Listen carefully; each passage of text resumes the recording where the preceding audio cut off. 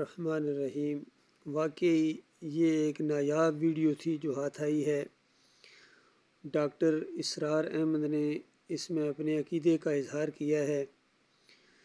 اس سے پہلے جو ان کے وحدت الوجود اور اس طرح کے عقائد تھے جو قرآن کے خلاف ہیں، عقیدے کی خرابی ہے، شرک کی بنیاد ہیں، یا صوفیہ کے مشرکانہ عقائد کی تائید میں جو ان کے بیانات ہیں وہ اپلوڈ کیے جا چکے ہیں آپ لوگوں کے سامنے۔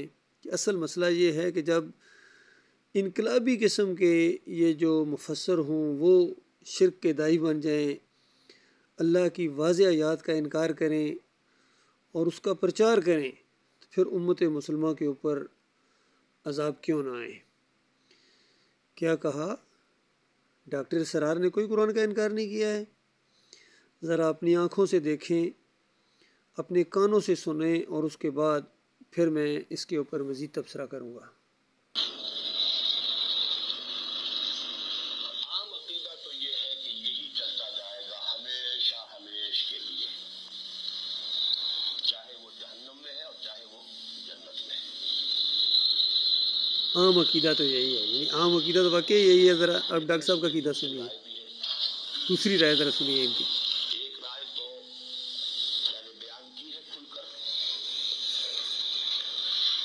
اور وہ رائے یہ ہے کہ جہنم ابدی نہیں ہے۔ استغفر اللہ، کتنی آیات کا انکار ہے بھائی، آگے سنیے۔ ایک وقت آئے گا کہ سزا اپنے اپنے جرائم اور ان کے مابعد اثرات بھی شامل کر کے اس کے مطابق سزا پا کر اور پھر وہ جہنم سے چھٹکارا مل جائے گا، یا یہ کہ معدوم کر دیا جائے گا اگر اس میں کوئی خیر ہے ہی نہیں۔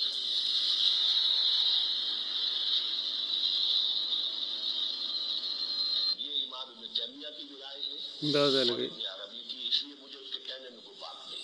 ابن عربی اور ابن تیمیہ دونوں کی یہی رائے یہ ہے۔ ان چیزوں میں سے ہے کہ جو جس میں دو متضاد شخصیتیں جمع ہوئی۔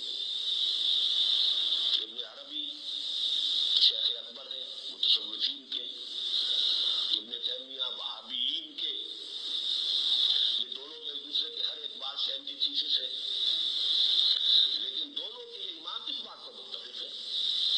اگرچہ اہل سنت والجماعت کا جو آفیشل عقیدہ وہ اس کے خلاف ہے، آفیشل عقیدہ، وہ جنت اور جہنم دونوں کو ابدی مانتے ہیں۔ اور ایک رائے یہ ہے کہ ایک وقت میں آ کر جنت بھی ختم ہو جائے گی، استغفر اللہ، روح انسانی جہاں سے صادر ہوئی تھی وہیں لوٹ جائے گی، ذات باری تعالیٰ۔ استغفر اللہ، استغفر اللہ۔ یہ ہے ذرا ٹیڑھی کھیر، یہ صرف دیکھیں باڈی لینگویج بھی دیکھیں، گھبرا رہے ہیں۔ اگرچہ عقلی ہے، منطقی ہے، وہیں سے یہ صادر ہوئی تھی۔ اس پر ہم گفتگو بعد میں کریں گے۔ اصل میں جو اللہ ہے، جو ابھی تو ایک حصہ جو اور ہے حقیقت انسان کا، وہ تو تقریباً انہی چیزوں کی ریپیٹیشن آ رہی ہے، لیکن یہ کہ میں اب یہ آپ سے عرض کر رہا ہوں کہ میں اس دوسری رائے کا بھی قائل ہوں۔ استغفر اللہ، استغفر اللہ، انا للہ و انا الیہ راجعون۔ عشرت قطرہ ہے دریا میں فنا ہو جانا۔ استغفر اللہ، استغفر اللہ۔ یہ ہے بھائی ڈاکٹر اسرار کا مشرکانہ عقیدہ۔ قرآن کی کتنی آیات کا انکار ہے، کتنی آیات میں اللہ تعالیٰ نے بتایا کہ جہنم ہمیشہ کے لیے ہے، اور کتنی آیات میں اللہ تعالیٰ نے بتایا کہ جنت میں ہمیشہ ہمیشہ جنتی رہیں گے، کبھی ان کو موت نہیں آئے گی، ہمیشہ ہمیشہ جنت میں رہیں گے۔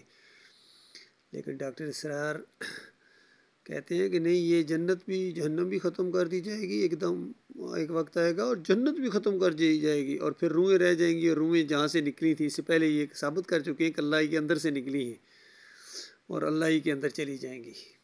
اللہ بن، یہ مشرکانہ عقیدہ بھائی، یہ سارے صوفیوں کا جو اس انداز سے عقیدہ ہے، افسوس ہوتا ہے۔ پوری زندگی قرآن قرآن کہتے گزری، قرآن اکیڈمیاں بنائیں، قرآن کی تفسیریں کیں، لیکن قرآن کے مطابق عقیدہ نہیں رکھ سکے ہیں۔ اصل میں یہ ہدایت ہوتی ہے اللہ کی طرف سے، جس کو چاہے اللہ تعالیٰ عطا فرماتا ہے۔ بہرحال یہ بات بالکل ثابت ہے کہ ڈاکٹر اسرار کے عقیدے کے اندر شرک تھا، اور اسی شرک کے اوپر وہ مرے ہیں۔ اب رحمۃ اللہ علیہ نہیں کہہ سکتے ہیں، کیونکہ جن کے عقیدے ثابت ہو گئے ہیں مشرکانہ، اب وہ رحمۃ اللہ علیہ نہیں رہے ہیں، اب وہ گئے مارے گئے، اب کوئی تلافی کی گنجائش نہیں ہے، ہمیشہ ہمیشہ کی آگ کے اندر رہنا پڑے گا ان کو، اور ان کے ماننے والوں کو، جو بھی ان کو رحمۃ اللہ علیہ کہے گا اس کو بھی رہنا پڑے گا، کیونکہ یہ ایمان کا معاملہ ہے، عقیدے کا مسئلہ ہے۔ اللہ تعالیٰ غور و فکر کرنے کی توفیق عطا فرمائے، اور ایسے مشرکانہ انداز سے اللہ تعالیٰ اپنی پناہ میں رکھے۔ ان لوگوں کے پاس علم غیر نافع تھا، اسی کی طرح تعریف کرتے ہیں علی انجینئر اور کتنے دوسرے ہیں۔